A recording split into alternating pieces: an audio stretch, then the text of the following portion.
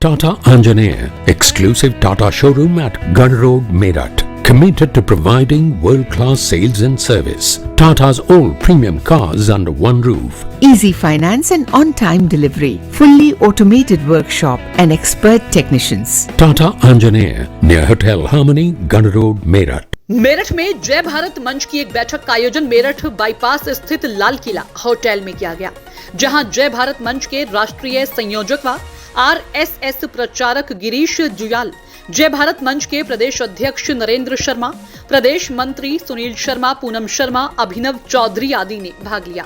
News blog से सीधी बात में राष्ट्रीय संयोजक गिरीश जुयाल ने न्यूज ब्लॉग्स को बधाई दी और जय भारत मंच की रणनीति व कार्य प्रणाली के बारे में बताया व मेरठ के वरिष्ठ पत्रकार राजेश शर्मा को जय भारत मंच में शामिल करने की घोषणा की है।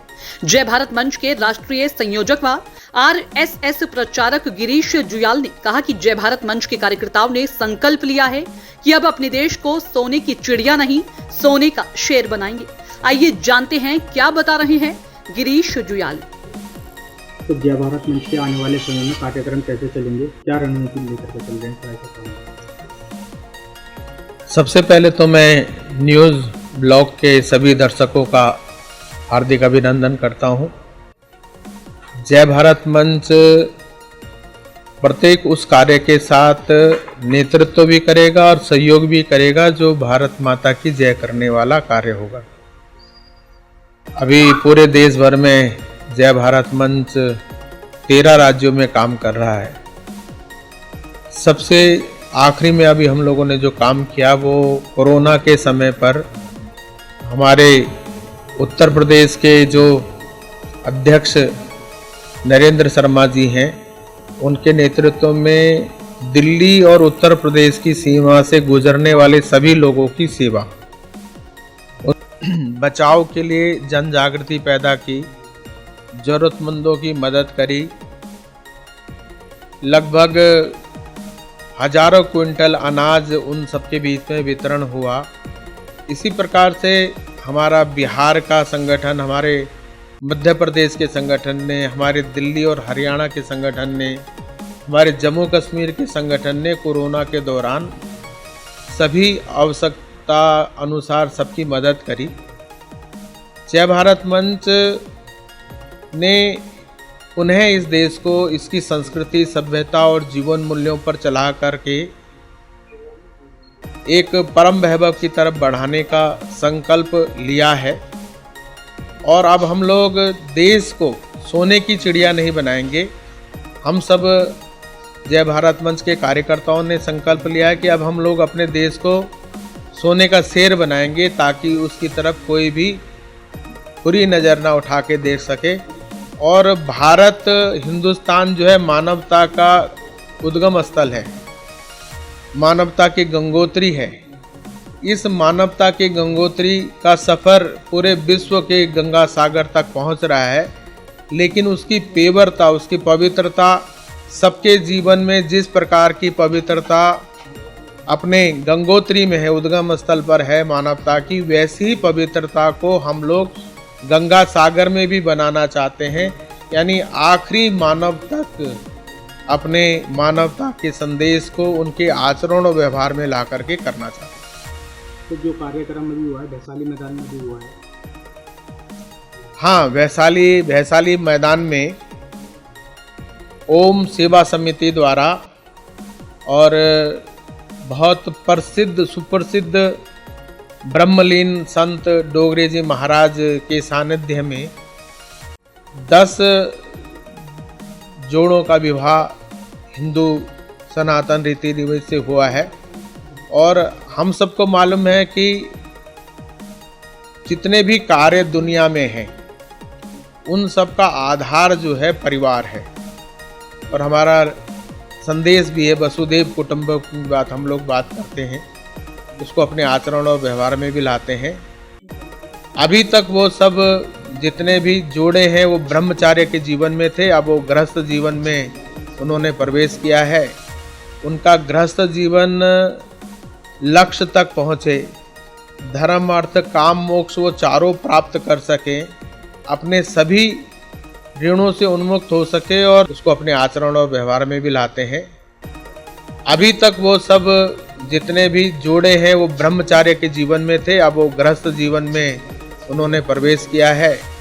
उनका गृहस्थ जीवन लक्ष्य तक पहुँचे, धर्म अर्थ काम मोक्ष वो चारों प्राप्त कर सकें, अपने सभी ऋणों से उन्मुक्त हो सके और जो भारतीय संस्कृति सभ्यता और जीवन मूल्य हैं उनको अपने आचरण और व्यवहार में ला करके और परिष्कृत करके अपने आने वाली संततियों को वो दे सके, ऐसा आशीर्वाद संतों के द्वारा, ओम सेवा समिति के द्वारा और जय भारत मंच के पदाधिकारी के द्वारा उन सबको दिया गया। जैसे कि राजेश शर्मा जी की भी ज्वाइनिंग की गई है, किस तरह से ज्वाइनिंग की गई है? राजेश शर्मा जी से उनके कार्यों से आज हम परिचित हुए हैं। हमें ध्यान में आया है कि जनसंख्या समाधान के लिए उन्होंने अनेक कार्य किए हैं और बहुत अच्छे स्तर तक जनसंख्या समाधान के काम को उन्होंने पहुंचाया है। भारत की जनसंख्या हमारी एसिड बने, हमारा भारतीयता को बढ़ाने वाली बने, ऐसी सब अभी 68% तक की आबादी जो है वो हिंदुस्तान की ऐसी आबादी है जो कुछ ना कुछ करके देश और समाज का नाम आगे कर सकता है, भारतीयता के संदेश को पूरे विश्व तक पहुंचा सकता है। तो जनसंख्या नियंत्रण के साथ साथ जो वर्तमान में जनसंख्या है मानवों की, वो भारत के संदेश को, भारतीयता के संदेश को पूरे विश्व को दे सके, ऐसा उन्होंने काम किया। हम उनका अपने जय भारत मंच में अभिनंदन करते हैं। तो जनसंख्या नियंत्रण जिस तरीके से जनसंख्या बढ़ती जा रही है, उसके नियंत्रण के लिए कैसे? जनसंख्या नियंत्रण पे जनसंख्या फाउंडेशन हमारे आदरणीय इंद्रेश जी भाई साहब का संगठन काम कर रहा है और आज जय भारत मंच परिवार में भी जिन्होंने मेरठ से जनसंख्या नियंत्रण के लिए कार्यक्रम की शुरुआत की थी, भाई राजेश शर्मा जी, आज उनको भी जय भारत मंच में हम लोगों ने स्वागत किया, उनका अभिनंदन है। दूसरा, हमारे जो राष्ट्रीय प्रेरक हैं आदरणीय इंद्रेश जी भाई साहब, उन्होंने जनसंख्या फाउंडेशन के नाम से जो संगठन चल रहा है वह हिंदुस्तान जनसंख्या समाधान, वह हिंदुस्तान के हर कोने से उसकी आवाज़ है, हर जगह से। अभी पीछे जंतर मंतर पे भाई साहब का एक कार्यक्रम था तो उसमें हजारों नहीं लाखों की तादाद में लोग इकट्ठा हुए थे और जल्द ही इसका कानून भारत सरकार के लिए भेजा गया है, कानून पारित करने के लिए। जल्दी इसमें हमें सफलता मिलेगी। अभी 4 दिन पूर्व आदरणीय इंद्रेश जी भाई साहब ने भगवान श्री राम के मंदिर में अयोध्या जो बन रहा है वहाँ पर 156 देशों के नदियों से जो जल आया था उसका अभिषेक किया गया और आदरणीय इंद्रेश जी भाई साहब ने वहाँ से एक नया नारा दिया, जय भारत जय जगत। तो हमारे जय भारत मंच का जो पुनर्गठन हो रहा है उसका भी यह नया नारा रहेगा, जय भारत जय जगत। के बारे में क्या कहना चाहते हैं, जनसंख्या को लेकर के?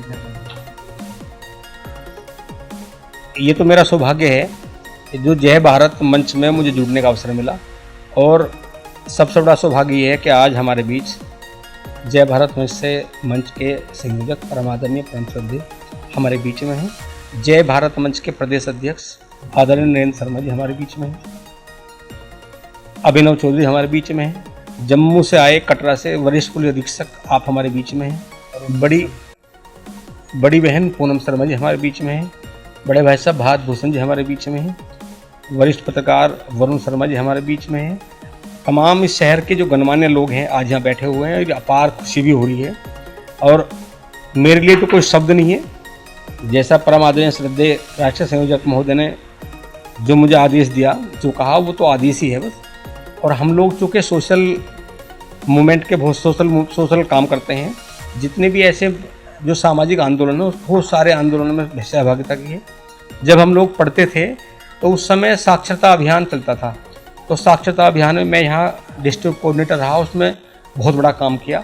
जो 15 से 35 आयु वर्ग के लोग निरक्षर थे उन्हें चिन्हित किया। 10-15 हज़ार लोगों के बीच रहे हम लोग, उन्हें चिन्हित किया, उनके बीच उन्हें पढ़ाने में जो सहयोग की भूमिका निभाई हम लोग थे और बहुत सारे लोग थे। उसके बाद लंबे समय पत्रकारिता की, जागरण, अमर उजाला, हिंदुस्तान। और इस बीच जो जनसंख्या हमारे देश की बड़ी समस्या है कि भाई हमारे देश में जनसंख्या नियंत्रण को लेकर कोई ऐसा काम किया जाए ताकि भारत का भविष्य उज्जवल हो। ये दुर्भाग्य की बात है हमारे लिए कि जनसंख्या नियंत्रण हम दो हमारे दो का नारा सबसे पहले भारत से शुरू हुआ और इसे अडोप्ट हमारे पड़ोसी देश ने किया। उसने कहीं ना कहीं कंट्रोल भी किया और हम लोग पॉपुलेशन पे लगातार बोलते रहे, कुछ काम नहीं हो पाया।